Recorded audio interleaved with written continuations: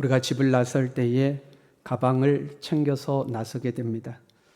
그리고 그 가방과 가방의 내용물을 보면 그 사람의 목적지를 짐작할 수가 있습니다. 출근을 할 때는 서류 가방을 들고 출근을 하죠. 그러나 여행을 떠날 때는 배낭을 매든지 캐리어를 들고 가게 됩니다. 여행을 갈 때도 목적지에 따라서 내용물이 달라집니다. 강으로 가는지, 산으로 가는지, 아니면 해외로 가는지, 복장이 다르고 내용물이 달라지죠. 그 사람의 복장과 가방과 가방 안에 짐을 보면 이 사람의 목적지가 어디구나 하는 것을 짐작할 수가 있습니다. 우리의 인생도 마찬가지입니다. 삶의 목적지에 따라서 우리의 짐이 달라집니다. 세상은 풍요를 최고로 여깁니다. 우리의 인생의 가방 속에 풍요를 가득가득 담기를 원합니다. 그러나 하나님의 나라를 목표로 하는 사람은 우리의 인생의 가방 속에 믿음과 경건의 삶, 하나님을 섬기는 삶을 채우기를 원하는 겁니다. 우리가 자녀를 양육할 때도 그렇습니다. 누구 집 아이가 공부를 정말 잘한대요. 그러면 우리는 와 부럽다 그렇죠. 와 부럽다 좋겠다. 좋은 대학 갔대. 야 좋겠다. 직장 좋은 직장 갔대. 와 얼마나 좋아. 이번에 결혼을 엄청 잘했대. 와 너무너무 부럽다 하고 부러워합니다. 그러면 우리 아이가 공부는 좀 못합니다. 대학은 썩 좋은 대학을 못 갔습니다. 직장도 그렇게 변변치가 않습니다. 그런데 신앙생활은 엄청 잘합니다. 그러면 여러분 뭐라고 하겠습니까? 와 이게 최고다 이렇게 말하겠습니까? 아니면 교회만 열심히 다니면 뭐하냐? 직장도 변변치 않고 신앙생활 열심히 하면 뭐하냐? 사는 것도 그냥 그렇고 혹시 이렇게 이야기하겠습니까? 물론 우리의 바람은 공부도 잘하고 학교도 좋은 학교 가고 직장도 좋은 직장 얻고 결혼도 잘하고 성공하고 그리고 신앙생활도 잘하고 모든 것을 잘 되기를 원하겠죠. 그러나 무엇이 더 중요한지 둘 중에 하나를 고르라고 한다면 여러분은 무엇을 선택하겠습니까? 하나님은 우리에게 복음이라는 큰 축복과 선물을 주셨습니다. 우리는 공중의 권세 잡은 자 마귀를 따르던 자들이고 그와 함께 영원한 지옥 형벌을 받을 수밖에 없는 사람들이었습니다. 그런데 하나님은 이런 우리를 사랑하셨고 우리를 긍휼히 여기셨습니다. 하나님이 우리를 사랑하신다고 해서 우리를 무작정 용서하실 수는 없습니다. 하나님은 또한 공의의 하나님이기 때문에 그렇습니다. 가정해봐요.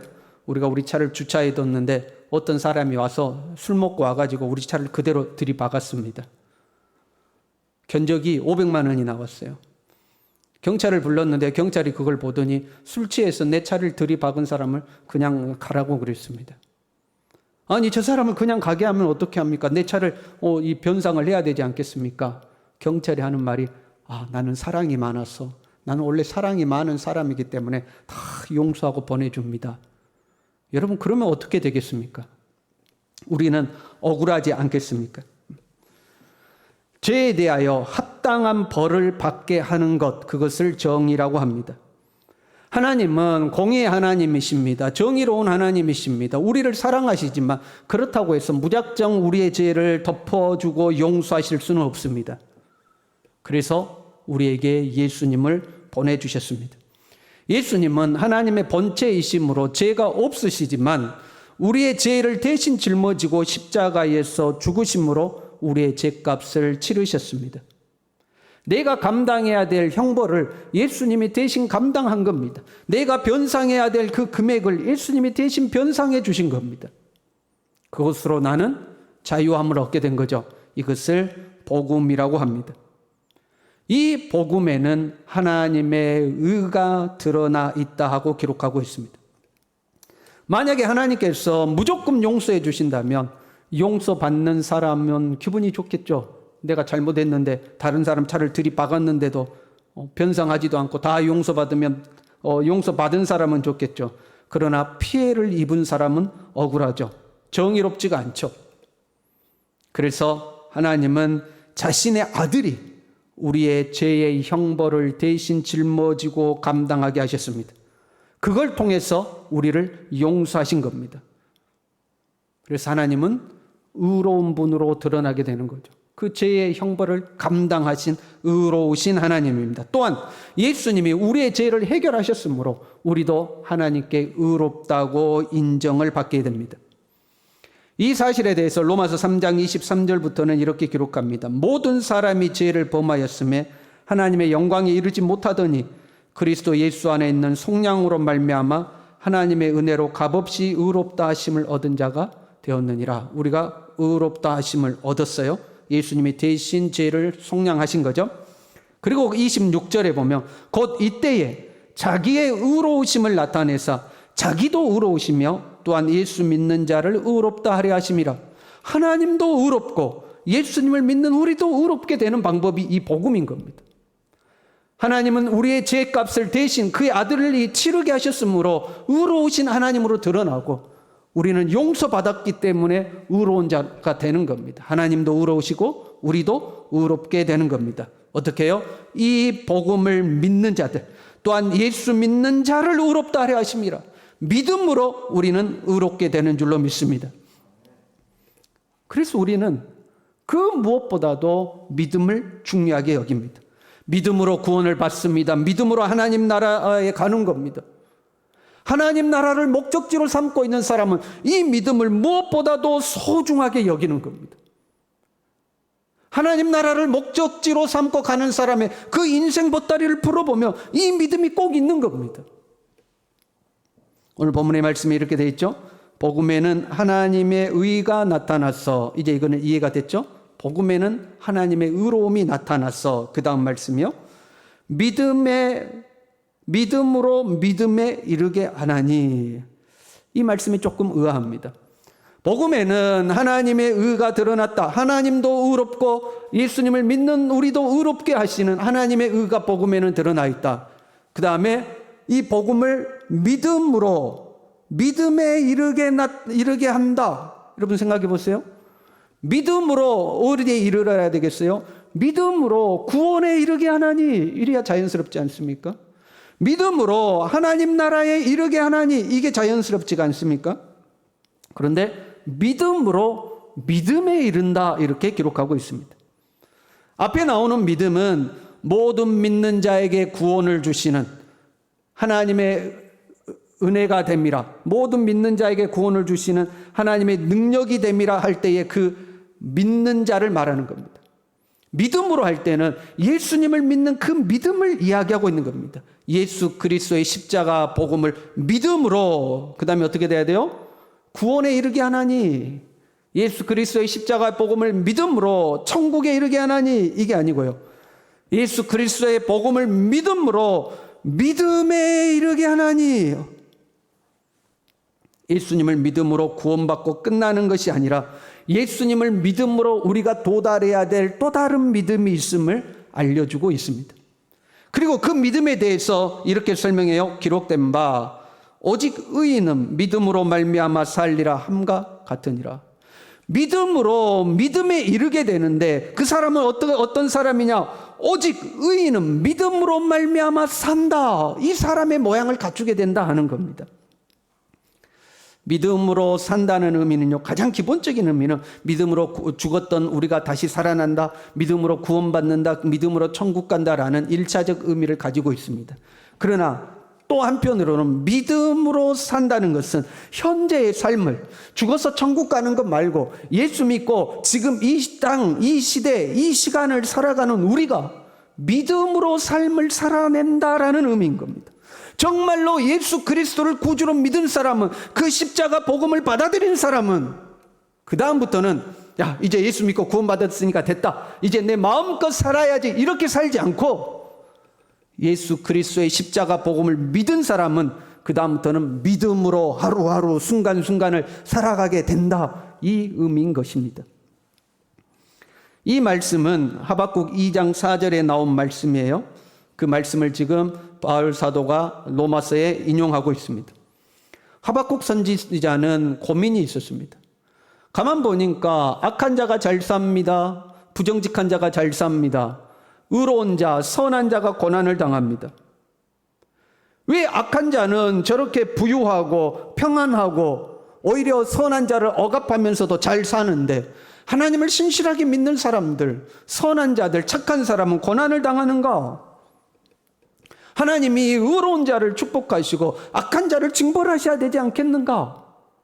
하박국 선지자는 이런 고민이 있었습니다. 우리도 그럴 때가 있잖아요. 믿는 사람들은 뭘 하든지 잘 되고 형통하고 뒤로 넘어져도 돈을 줍고 그러면 얼마나 좋아요. 믿지 않는 자들이 고난당하고 믿지 않은 자들이 어려움 당할 때 하나님께서 믿는 자들에게 형통한 길을 주시면 보란듯이, 우리가 보란듯이 봐라, 하나님은 살아계시지 않느냐 이야기할 수 있을 것 같은데 그렇지 않더라 이 말입니다. 그래서 하박국 선지자가 하나님께 호소한 거죠. 하나님 왜 그러십니까? 하나님 왜 그러십니까?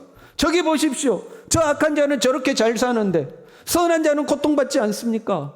하나님 도대체 왜 그러십니까? 하고 하박국 선지자가 하나님께 호소했습니다. 그 호소에 대하여 하나님이 응답하신 거죠. 하나님의 심판이 더디 임하는 것 같아도 반드시 임한다. 하나님의 심판은 반드시 임한다. 그러니 의인은 믿음으로 사는 거다. 지금 당장 네 눈에 보기에는 그럴지라도, 지금 당장 너의 현실이 너의 생각과 다를지라도, 그럼에도 불구하고 하나님의 신실하심을 믿고 의인은 믿음으로 하루하루를 살아가는 것이다 하고 하나님께서 말씀하신 거예요.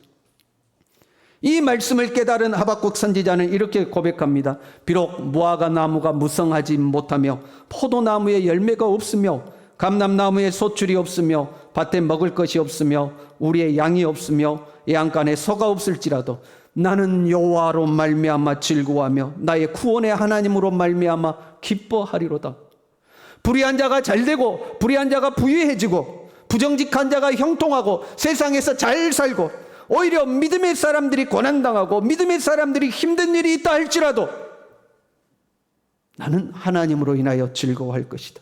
나는 하나님으로 인하여 기뻐할 것이다. 나는 오직 믿음으로 살 것이다. 이 고백인 겁니다. 이것이 믿음으로 믿음에 이른 사람의 고백이요 삶의 모습인 겁니다. 우리는 예수님을 믿음으로 구원을 받았습니다. 정말로 내가 예수 그리스도를 나의 구주로 모셨다면 그 다음부터는 믿음으로 삶을 살아야 합니다. 믿음에 이르러야 합니다. 우리는 예수님을 믿음으로 하나님의 자녀가 되었음을 믿습니다. 우리의 시민권은 이 땅에 있는 것이 아니요 하나님 나라에 있음을 믿습니다. 이제는 내가 사는 것이 아니요 내 안에 그리스도께서 사시는 것을 믿는 겁니다. 나의 삶의 목적지는 이 땅의 풍요가 아니고 영원한 하나님의 나라에 있는 것을 믿는 겁니다. 더 이상 먹을 것과 마실 것을 위하여 살지 아니하고 하나님 나라를 위하여 사는 사람인 것을 이제는 믿는 겁니다. 그리고 다른 사람들이 어떻게 살든지 그 사람들의 눈치를 보지 아니하고 환경을 보지 아니하고 나는 묵묵히 하나님의 말씀대로 하나님의 방법대로 삶을 살아내는 겁니다. 그것이 믿음으로 믿음에 이른 사람의 모습인 겁니다. 이렇게 사는 삶이 남들과 비교해서 힘이 들 수도 있습니다. 하박국처럼 우리도 고민하게 될 수도 있습니다. 믿음으로 사는 우리는 이렇게 고생하는데 불의하게 사는 사람들은 하나님이 왜 저렇게 잘 삽니까? 우리도 그런 고민을 하게 될 수도 있습니다. 그럼에도 불구하고 믿음으로 사는 겁니다. 그것이 예수님을 믿음으로 도달하는 믿음인 겁니다. 그럼에도 불구하고 우리는 믿음으로 사는 겁니다. 우리 청년 재영이가 요즘 고민이 있습니다. 지금 일종의 직업 훈련식으로 청년 사업단이라는 것에 참여해서 일을 하고 있거든요. 시에서 보조해가지고 일자리를 창출해내는 사업입니다. 교육과정을 마치고 이제는 정말로 실전에 가서 이제 창업을 하게 되는데 어떤 제의를 하고 있냐면 파스타 전문점을 이렇게 차려줄 테니까 재영이가 그 파스타 전문점의 총괄 책임자가 되어가지고 이 사업을 이끌어가는 역할을 했으면 좋겠다. 아주 좋은 제안 아닙니까, 여러분? 창업하려면 돈이 많이 드는데 가게도 얻어주고 뭐 그런 거 다 해주고 그걸 관리하는 관리인이 되면 되는 겁니다. 그런데 고민되는 게 있어요. 그걸 하면 주일을 지킬 수가 없습니다. 주일날 하나님 앞에 나와서 예배 드릴 수가 없는 거죠. 그래서 자기가 그 실장님에게 이야기를 했대요. 나는 꼭 주일날 교회 가서 예배를 드리고 싶습니다. 주일을 지키고 싶습니다. 근데 이 실장님은 교회를 안 다니는 분이라 그걸 이해를 못한대요. 신앙이라는 걸 이해를 못한대요. 그래서 야, 네가 성공하고 나서 돈도 많이 벌고 성공하고 나서 나중에 교회 가면 그게 더 좋은 거 아니냐? 하고 이제 이야기를 한대요. 그래서 고민이 된다는 거예요. 어떻게 해야 될지 고민이 된다는 거죠. 청년의 때에 청년들은 이런 직장 고민을 많이 하게 되죠. 조건은 좋은데 그 좋은 조건을 따라가려고 하면 내 신앙을 포기해야 되는 경우가 있습니다. 내 신앙을 지키려고 하면 어느 정도 좋은 조건들을 포기해야 되는 경우가 있습니다. 그 두 사이에서 갈등하게 되는 경우가 있는 거죠.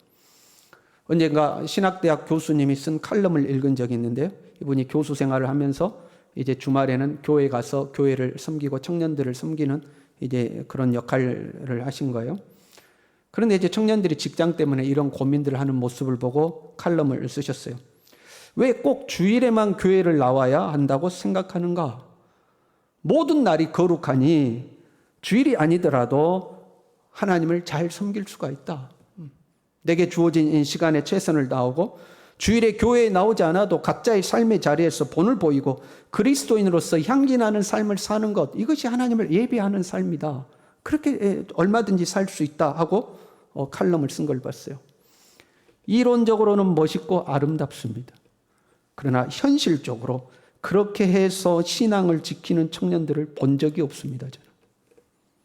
그렇게 해서 자기 신앙을 유지하는 청년이 없습니다. 다 하나님으로부터 점점 멀어집니다. 여러분은 재영에게 뭐라고 조언하겠습니까? 재영에게 뭐라고 조언하겠습니까? 목회자라도 마음으로는 고민을 합니다. 무엇이 이 아이를 위한 가장 좋은 길일까? 가장 선한 길일까? 그래도 세상에서 성공하는 게 낫지 않을까? 많은 돈을 버는 게 낫지 않을까? 풍요로운 게 낫지 않을까? 뭐 교회야 언제든지 나중에 돈 벌고 다시 돌아오면 되는 거 아닐까? 혹시 우리 안에도 그런 생각이 있는 거 아닙니까? 믿음을 지키는 것이 가장 중요하다. 돈보다도 명예보다도 출세보다도 믿음이 가장 중요하다. 여러분 자신 있게 이야기할 수 있겠습니까? 지금도 머릿속으로 고민하는 분이 있을 수 있어요. 그래도 되는 거 아닌가? 이렇게 생각하는 분이 존재하죠. 누가 그렇게 상담을 해오면 저는 상담하러 온 사람의 눈치를 살핍니다.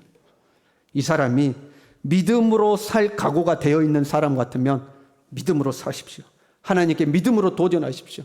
하나님이 당신의 삶을 책임지시는 것을 한번 경험해 보십시오. 하나님은 살아계시니 하나님께 인생을 맡기면 하나님이 당신 삶을 책임지실 것입니다 하고 이야기합니다. 그런데 가만히 눈치를 보니까 이 사람이 믿음이 없어요. 이미 마음이 다 세상으로 다 기울어져 갖고 있어요. 그런데 최종적으로 저한테 1호의 말을 들으려고 오는 사람이 있습니다. 그래도 뭔가가 좀 찝찝하니까 목사님이 괜찮습니다. 그렇게 다 좋은 거지. 하나님이 다 이해하실 겁니다. 이런 이야기 듣고 싶어서 마음의 평안을 얻고 싶어서 오는 사람도 있습니다. 이런 사람들에게는 이렇게 이야기합니다. 기도해 봅시다. 하나님께 기도하고 하나님이 응답하시는 대로 순종하십시오 하고 이야기를 합니다. 목사가 믿음이 없어서 목사가 그래도 믿음으로 사십시오 해야 되는데 믿음으로 사십시오 했는데 자기가 원하는 대로 가잖아요. 그러면 나중에 목사 얼굴도 안 보려고 그럽니다. 괜히 찝찝하니까 껄끄러우니까. 인간관계를 위해서라도 하나님의 인도를 받으십시오 하고 그냥 둡니다. 우리 둘째 아이가요. 중간고사 시험을 봤는데 점수가 나왔어요. 점수가 나왔는데 가만 보니까 주관식 문제인데 자기가 오답을 썼는데 선생님이 정답이라고 맞았다고 체크를 한 거예요. 자기 점수가 올라가 있는 거죠. 제가 고민하다가 선생님을 찾아갔습니다. 선생님 제가 이거 틀렸는데 선생님이 맞았다고 했습니다. 그래? 틀렸네? 하고 이제 점수가 깎인 거예요. 그랬더니 이 선생님이 수업 시간에 들어가는 교실마다 이 사건을 이야기를 하신 거예요. 이름은 밝히지는 않고 내가 채점을 잘못했는데 자기가 틀렸는데 맞았다고 돼 있다고 정직하게 이야기하는 학생이 있었다 하고 이제 그 학생을 칭찬하려고 수업 시간마다 이야기를 하고 다니신 거죠. 우리 아이 반에도 와가지고 이 선생님이 이야기를 한 거예요. 틀렸는데 맞았다고 했는데 정직하게 이야기하는 학생이 있었다 하고 이제 수업이 끝났어요. 그러니까 우리 아이가 자기 친구에게 이야기를 한 거예요. 사실은 저 선생님이 말한 애가 나야. 내가 선생님한테 가서 내가 그 틀렸다고 이야기를 했어 하고 고백을 했습니다. 그랬더니 우리 아이의 친구가 하는 말, 설교 시간에는 부적절하지만 그대로 옮기겠습니다. 어떤 병신이 그랬나 했는데 바로 너구나. 어떤 병신이 가만히 있으면 점수 올라갈 텐데 그걸 가가지고 이야기해서 자기 점수 깎였는데 그 병신이 누군가 했더니 바로 너구나 그랬다는 겁니다. 믿음으로 사는 삶이 이렇지 않겠습니까, 여러분? 세상에서 볼 때는 미련해 보이는 겁니다. 세상에서 볼 때는 어리석어 보이는 겁니다. 신앙생활 철저히 한다고 별거 없어 보입니다. 신앙생활 철저히 한다고 특별한 하나님의 도움, 하나님의 기적 같은 역사가 그렇게 쉽게 나타나지도 않습니다. 여러분 그렇지 않습니까? 하나님의 기적 같은 역사는 천에 하나 만에 하나 나타날까 말까 하고 우리가 수고하고 땀 흘리고 애쓰고 노력하고 발버둥 쳐야 우리의 삶이 열릴까 말까 할 때가 있습니다. 예수님 열심히 믿는다고 어느 날 갑자기 큰 부자가 되는 것도 아닙니다. 예수님 열심히 믿었다고 나이 들어 질병이 안 찾아오는 것도 아닙니다. 예수님 잘 믿는다고 다른 사람은 다 사고 나는데 나만 사고 안 나는 것도 아닙니다. 믿는 자나 믿지 않는 자가 별반 다를 거 없이 삽니다. 그런데도 불구하고 우리는 오직 예수 하고 사니 안 믿는 사람들이 볼 때 미련해 보이지 않겠습니까? 어리석어 보이지 않겠습니까? 우리 아이의 친구의 말을 따르면 병신 같아 보이지 않겠습니까? 그러면 우리 스스로도 하나님께 그렇게 하소연하는 거죠. 하나님 이게 뭡니까? 나 하나님 믿는다고 이렇게 열심히 믿었는데 하나님 이게 뭡니까? 우리도 그런 고백이 나올 때가 있다 이 말입니다. 그럼에도 불구하고 예수 그리스도의 십자가 복음을 믿은 사람들은 그럼에도 믿음으로 사는 겁니다. 내 삶의 무화과 나무가 풍성하지 못하며 포도나무에 이 열매가 없고 감람나무에 소출이 없고 애한간에 소가 없고 우리의 양이 없을지라도 남들은 다 잘되고 남들은 다 부유해지고 조금만 눈을 감고 조금만 부리와 손을 잡으면 자기가 원하는 걸 다 얻고 산다 할지라도 그럼에도 불구하고 우리는 하나님의 말씀 붙들고 사는 겁니다. 우리 아이가 저에게 그런 이야기를 하니까 제가 우리 아이에게 그렇게 이야기를 했어요. 시험 점수는 깎였어도 양심 점수는 100점이다 하고 칭찬을 해줬습니다. 나중에 우리가 하나님 앞에 서게 될 겁니다. 하나님이 우리의 인생 보따리를 풀어보실 겁니다. 우리의 인생 보따리, 우리의 인생 가방을 열어보니까 속에 든 게 별로 없어요. 돈도 별거 없습니다. 명예 권세라고 내세울 것도 없습니다. 금은보화라고도 없습니다. 그냥 어디 낡은 가락지 하나, 금가락지 하나 딸랑 들었습니다. 내놓을 만한 게 없어요. 그런데 가만 보니까 그 가방 안에 정금 같은 믿음이 들어있는 겁니다. 그러면 하나님이 우리에게 그러지 않겠어요? 잘했다.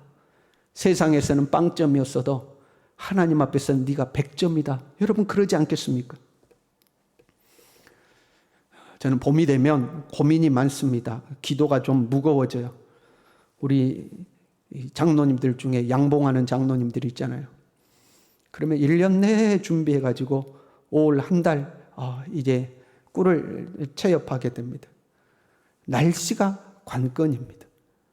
그 날씨는 사람의 힘으로 어떻게 못하잖아요. 하나님이 도와주셔야 되잖아요. 새벽마다 하나님 앞에 기도합니다.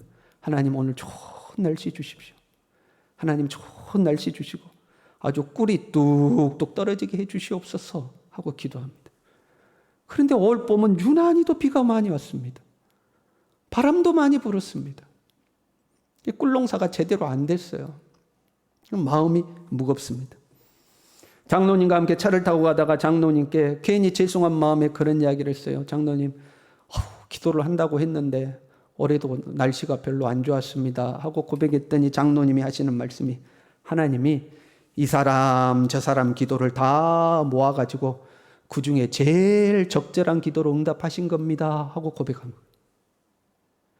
나는 비록 내가 원하는 대로 다 얻지는 못했지만 내 일련의 수고가 어떻게 보면 물거품이 될 수도 있지만 그럼에도 불구하고 하나님은 이 사람 저 사람 기도를 다 들으셔서 그중에 가장 적절하게 응답하신 겁니다. 하나님의 신실하심을 믿는 겁니다. 얼마나 감사합니까? 이게 믿음으로 사는 사람의 삶의 모습인 겁니다. 예수님을 믿음으로 믿음에 도달한 사람인 겁니다. 우리는 천국을 향하여 가는 나그네들입니다. 우리의 목적지는 이 땅이 아닙니다. 이 땅이 우리의 목적지라면 세상이 중요하게 여기는 것들을 우리의 가방에 가득 담아야 할 것입니다. 그런데 산에 가면서 수영복을 가지고 가는 사람은 없잖아요. 그렇잖아요. 바다에 가면서 서류 가방 들고 가는 사람은 없잖아요. 우리의 목적지는 영원한 하나님의 나라입니다. 하나님의 나라 가방에는요, 믿음을 가득 담아야 하는 겁니다. 저와 여러분이 하루하루의 삶을 믿음으로 살 수 있기를 바랍니다. 예수 그리스도의 복음을 믿음으로, 이제는 우리는 믿음으로 사는 겁니다. 이제는 내가 사는 것이 아니요 내 안에 그리스도께서 사시는 것을 믿고 저 영원한 하나님의 나라를 바라보고 하루하루 매분 매초를 믿음으로 살아가는 우리 모두 될 수 있기를 간절히 바랍니다. 함께 찬양하겠습니다.